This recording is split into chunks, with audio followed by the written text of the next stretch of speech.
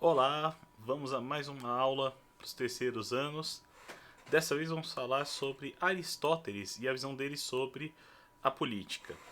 Então, caso vocês não lembrem, Aristóteles a gente falou dele ano passado quando a gente falou de lógica. Todas aquelas coisas bem chatas e formais, né? Do todo homem é mortal, Sócrates é homem, logo Sócrates é mortal, que é o silogismo aristotélico.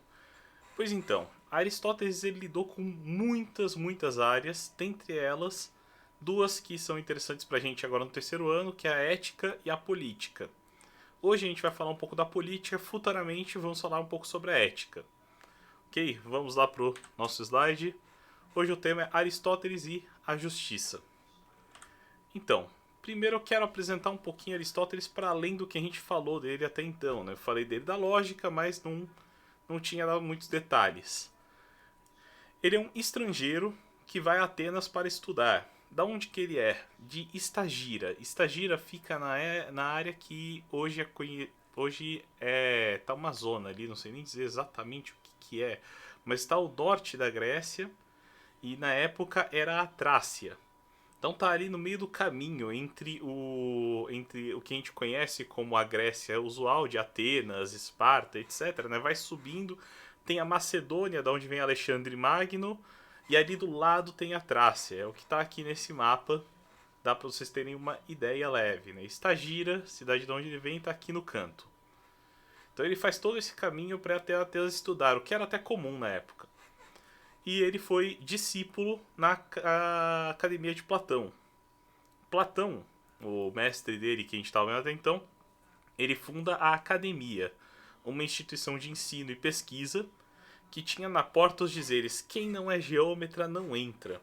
Ou seja, quem não entende de matemática não deveria tentar entender de filosofia. Lógico que quando a gente lê a filosofia de Platão, que está escrito em diálogos, ela não é tão estritamente matemática, mas tem muitas coisas ali que para você entender, sim, um pouco de matemática da época, né, iria bem. E Aristóteles reclamava um pouco disso, ele não era um aluno muito bom em matemática, mas ele era muito bom em outras coisas, por exemplo, em biologia. Tudo que a gente tem hoje da ideia de categorizar os seres de acordo com características, assim, diferenciar esse tipo de besouro daquele outro, o primeiro a fazer esse tipo de catálogo é Aristóteles, o primeiro a sugerir formas de você organizar essas coisas. Então, durante um período da vida, ele foi tutor de Alexandre da Macedônia, o que eu falei, Alexandre o Grande, que conquistou boa parte do mundo da Europa conhecida, chegando até o Egito. Então foi um grande conquistador ali. Quando ele tinha cerca de 13 anos, Aristóteles foi pago para ser o mestre dele. Depois de um tempo, ele volta para Atenas e funda o Liceu, que foi uma instituição de ensino que durou por um bom tempo, juntando alunos, né, e comprando livros para formar uma biblioteca de estudos. Ao contrário de Platão, que escreve em diálogos, né, ou seja, são textos um pouco mais. Parece uma peça de teatro, os textos de Aristóteles são bem precisos, bem diretos ao ponto, assim, de falar: olha, tal coisa é assim, assim, assim que a gente pensa. De vez em quando ele cita outros pensadores, né, então.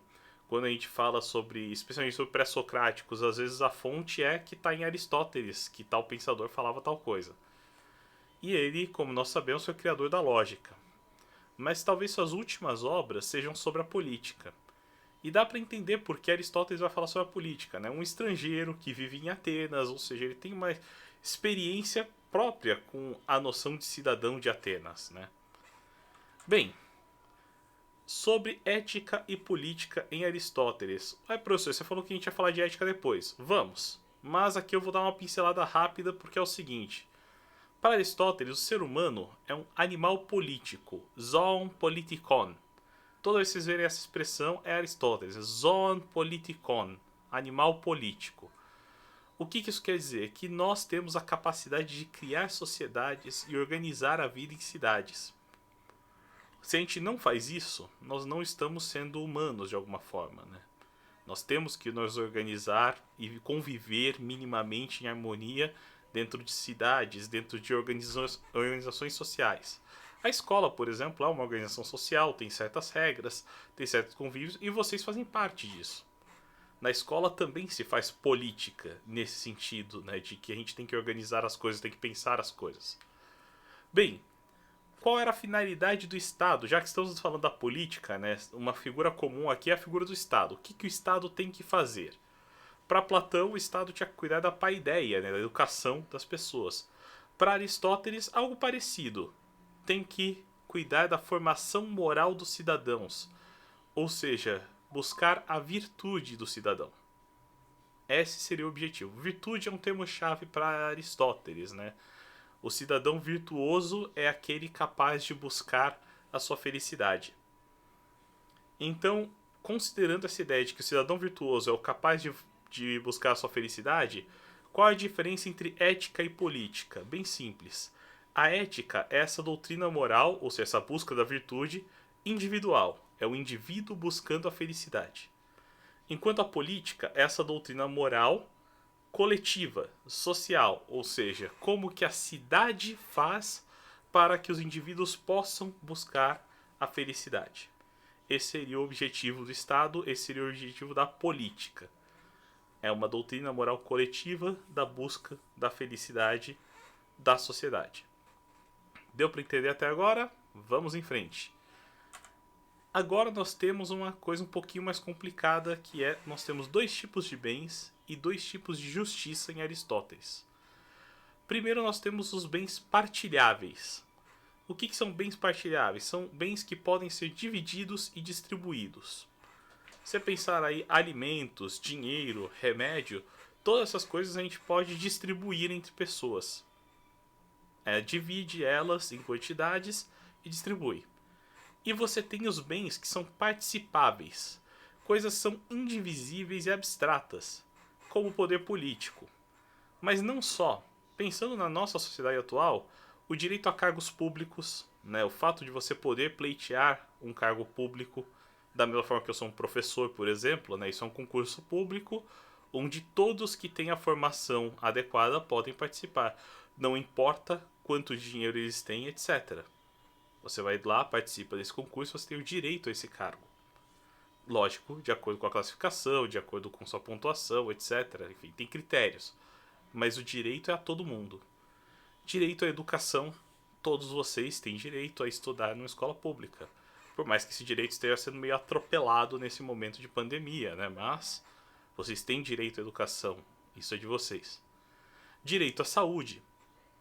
O fato da gente poder ir para um hospital público e ter acesso a um tratamento é um direito à saúde. Por mais que a saúde tenha seus problemas, às vezes por falta de orçamento, isso é um bem participável. É algo que não é divisível, é algo que é abstrato de certa forma, mas que nós temos direito de alguma forma. Aí vamos lá. Nós temos dois tipos de justiça também. A justiça distributiva ela é aquela que ocorre sobre os bens partilháveis. Ou seja, vamos lá, eu tenho 3 canetas e distribuo elas de alguma forma. Agora, como isso é justo? Como eu faço essa distribuição ser justa? Essa distribuição é justa quando nós tratamos desigualmente os desiguais de modo a torná-los iguais. O que isso quer dizer? Não é mais justo todo mundo ser igual. Você tem 3 canetas. Então, se tem 3 pessoas, eu entrego uma caneta para cada um e está resolvido.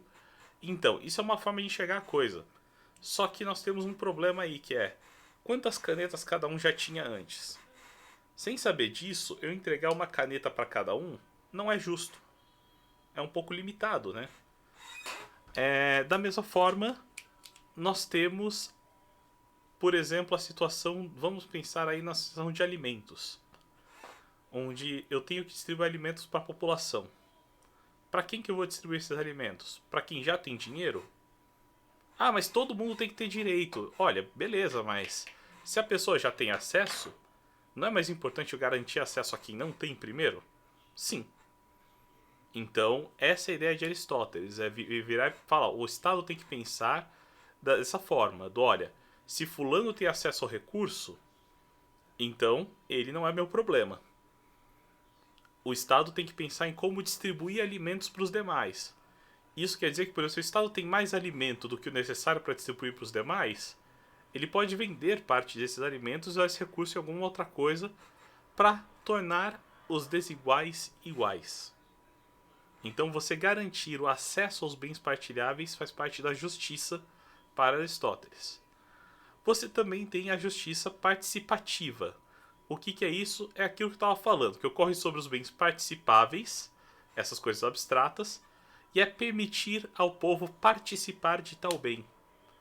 Ou seja, você tem que, no caso de Aristóteles, quando ele fala isso, ele está falando precisamente de você ter acesso ao poder político. Lembra, a gente está falando da democracia ateniense na maior parte dos casos, né? Apesar de Aristóteles não ser ateniense, ele viveu boa parte da vida em Atenas. Então, quando ele fala aqui desse poder participar do poder político, quer dizer que as decisões também devem levar em consideração as pessoas. O povo tem que ter acesso a isso. E talvez Aristóteles tivesse um questionamento legal quanto a isso, porque ele é um estrangeiro em Atenas. Ele sabe muito bem a situação de não ter alguns direitos políticos. Inclusive, ao final de sua vida, quando a democracia ateniense já estava ruindo, ele começa a sofrer uma certa perseguição política lá dentro de Atenas e foge de volta para uma ilha próximo à cidade natal dele, né, próximo a Estagira, onde a mãe dele tinha uma casa, para não sofrer uma condenação como Sócrates sofreu. Ele, inclusive, tem a frase, né, que ele fala que fugiu falando que não ia deixar Atenas ser injusta com mais um filósofo. Então, quando ele fala de justiça, ele está falando o que ele entende bem. Só para encerrar essa aula, talvez tenha uma forma de demonstrar isso. Cadê? Deixa eu ver se eu acho essa imagem. Ah, sim, ótimo. É uma imagem que exemplifica qual é a diferença entre igualdade e equidade. Estou carregando ela aqui, a aula está um pouco no esquema quem sabe faz ao vivo do Faustão. Aqui, é isso aqui, essa imagem. Igualdade, num sentido injusto, seria isso, distribuir igualmente o recurso. Enquanto equidade é distribuir o recurso de acordo com a necessidade de cada um e permitir o acesso a todos. Lógico que essa imagem é um péssimo exemplo, afinal de contas o correto aí de alguma forma seria ou todos têm acesso a um sorteio para ingresso no estádio ou alguma coisa assim, não ter que assistir por cima da cerca. Mas é um exemplo de como a coisa mais ou menos funciona. Bem, vamos voltar aqui ao nosso slide, assim que eu encontrar onde ele foi parar. Isso, achei.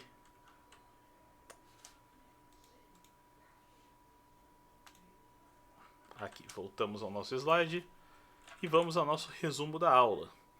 O que nós falamos de Aristóteles? Fizemos um resumo biográfico, explicamos o conceito de animal político, zoon politikon, sobre o Estado ser voltado à formação moral das virtudes, falando sobre a ética e política, né, que a ética é a doutrina moral individual, enquanto a política é a doutrina moral social. As duas têm a ver com permitir ao sujeito o desenvolvimento das virtudes, que teria a ver com a busca da felicidade, uma do indivíduo, outra da sociedade. E falamos sobre a justiça necessária para isso, que é distribuir de forma desigual, de forma a tornar os desiguais iguais, isso para bens partilháveis, e permitir que todos tenham acesso aos bens que são participáveis. No caso da nossa sociedade, por exemplo, é permitir que você tenha acesso à educação, permitir que você tenha acesso à saúde, permitir que você tenha acesso a cargos públicos, por exemplo. Ok? Ficamos por hoje. A aula que vem a gente vai continuar falando sobre Aristóteles e como ele via os sistemas políticos. Até mais!